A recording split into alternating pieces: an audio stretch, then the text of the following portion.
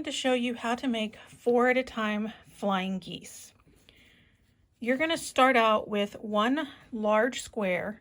Your larger square is going to be what is going to be the center of your flying geese. And then you will need 4 smaller squares. These are going to be the wings of your flying geese. So one larger square, this one I have at 5.5. My smaller squares are 3 by 3.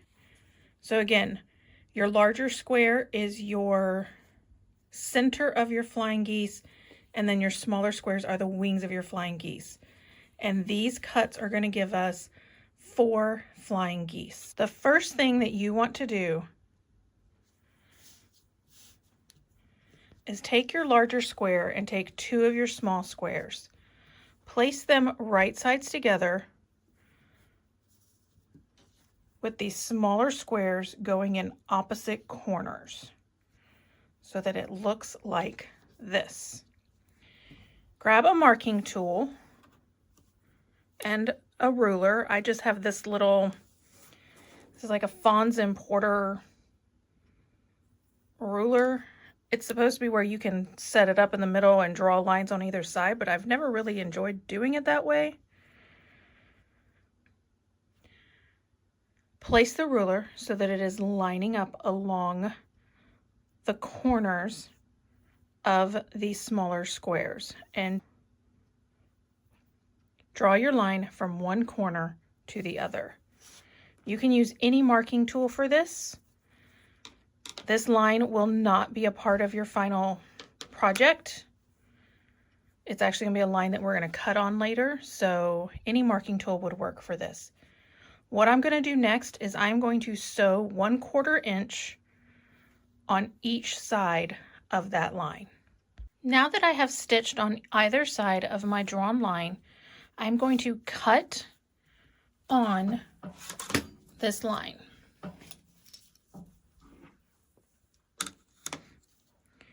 So I will line up my ruler so that the 1/4 inch mark is on one of my lines, making sure that I'm cutting from corner to corner on that drawn line. And now I have 2 pieces like this. My next step is going to be to go and press these open. Now that I have pressed my units open, I have kind of these funny looking little units here. They have this big triangle and then the 2 smaller triangles at the top. I'm going to take my remaining small squares and I'm going to place it in the corner that is opposite of the sewn line. I'm going to once again draw a line on the diagonal, and I'm going to once again sew on each side of this line 1/4 inch, and I will do that with both.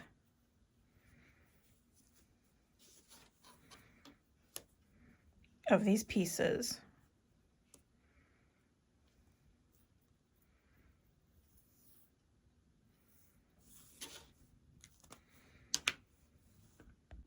Now I have my 2 units with a 1/4 inch sewn on each side of the line. I'm going to again take my ruler and cut on the drawn line.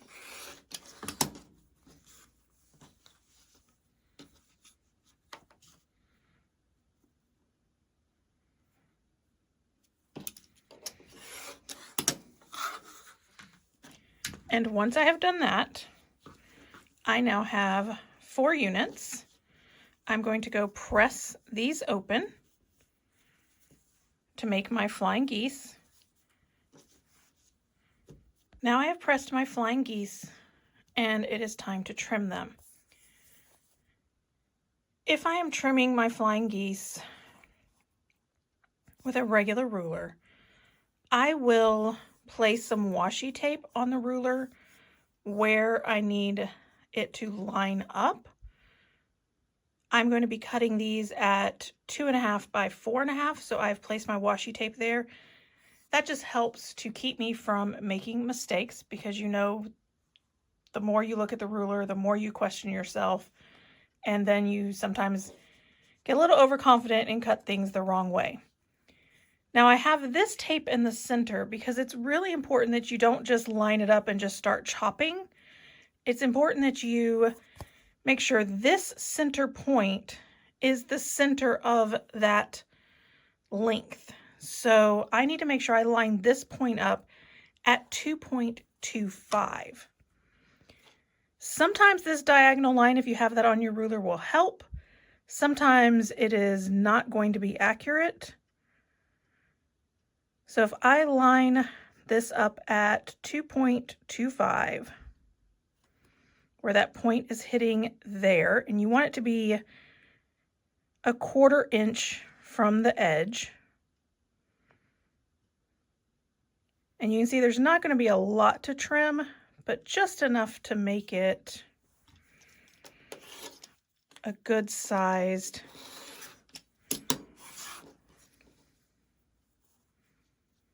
Then I'm going to turn it. And now, because I have trimmed these sides, I am going to line those up with that 2.5 by 4.5 inch mark. I am going to make sure that this is still hitting that center and that I am still giving myself 1/4 inch.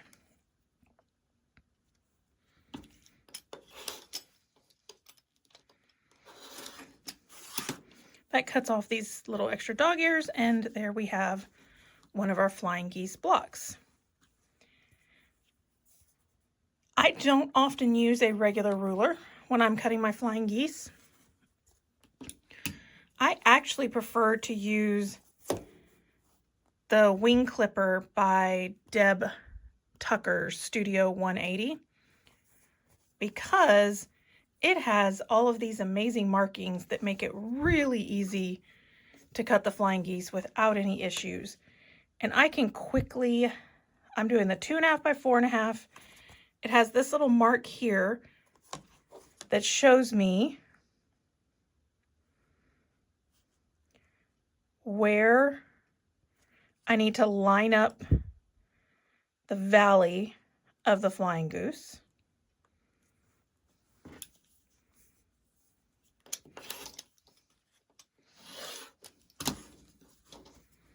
And then you flip it around and it has these little X's at the top to then show you where you need to make sure you are lining up the peak of the flying goose. Geese. Goose? Geese? What do you think? If we're just talking about one, do we call it a flying goose? All right, so here is the block trimmed with Deb Tucker's ruler. Here is the block trimmed with a regular ruler. Either one works. I just prefer this because when I'm cutting a lot of these, having the little valley and the peak marks makes it so much easier and quicker. I don't have to look at a bunch of tiny little lines. The only lines I'm having to look at are the lines that I need for cutting.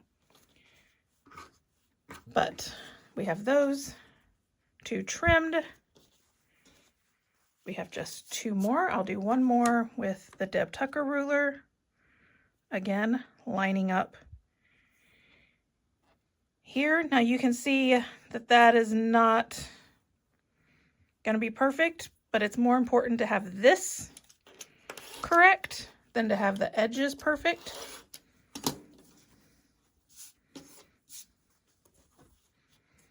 And we're going to line up the peak.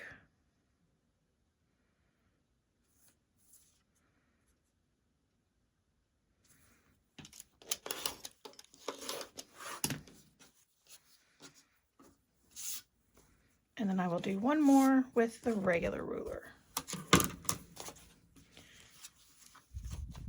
This is the little handout for the ruler that tells you all the details, and it even gives you all the measurements that you need in order to cut up to 5 by 10 flying geese. I always do the valley first.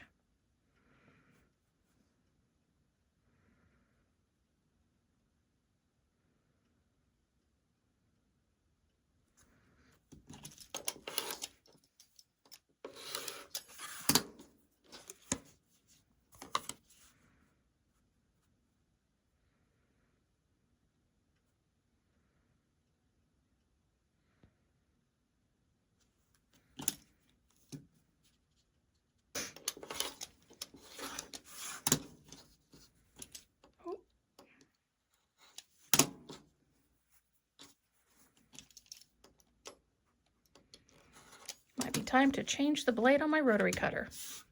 Have you changed your blades recently? Here's your public service announcement to take a look and do that if you haven't. So here we go. We have made 4 at a time flying geese, versatile blocks that you can use for almost anything.